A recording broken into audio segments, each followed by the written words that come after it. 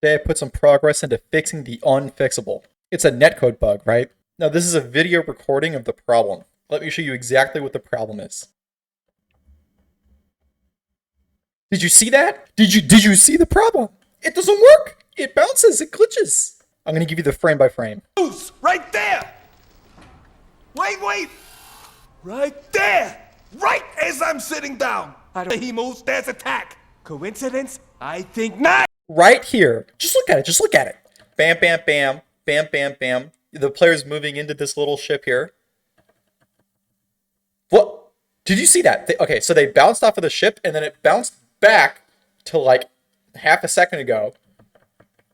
Right? And so it's like something different happened, I guess. I don't think it's a reprediction error.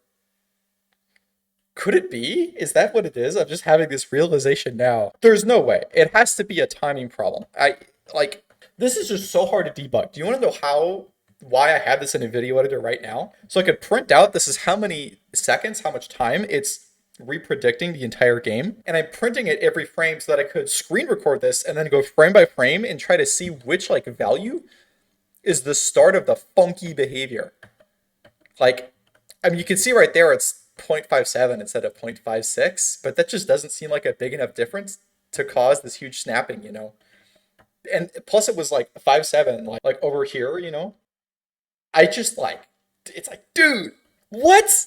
What am I supposed to do? No debugger. I just have to aimlessly print and draw things. I mean, I have a few potential ideas for why this is happening.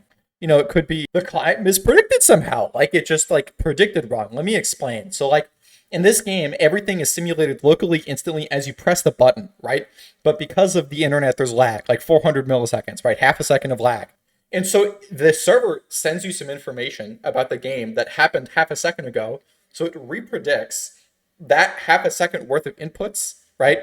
Let me show you a profiler. So this right here is a timeline of the game and events as they happen, right?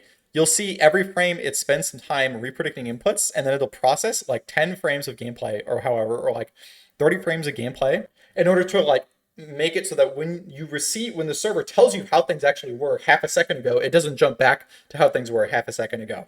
So what could be happening is it just mispredicted. There was a little misprediction. You could see here, right?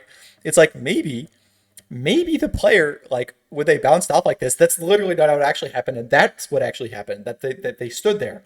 But for the life of me, I can't figure out why that would be the case. This is literally I'm going through frame by frame footage right now. It's down bad. This is a problem. So maybe the client mispredicted somehow, but I think that's unlikely. Now I think this is much more likely that there's a bug somehow. I'm off by 1 or something, or I don't even know, dude. You know what it probably is? It's probably just a timing difference. If you look at this profiler, right? The server's frame is kind of different from the client's frame timing. And so maybe just the glitch happens when there's a difference. But that doesn't make any sense because sometimes this bug is very extreme. And the ship will be all the way over here or something. And so that doesn't make much sense. Another game developer told me that I should just save a replay of the entire game and then replay it to debug it. Just writing all that code would probably take a day or two, which I guess is not that bad. So maybe that is a good idea. But I don't know. I think that might be bad. I don't know. I really don't know. Would that even help? Because it's not a bug with the gameplay. It's a bug with the netcode.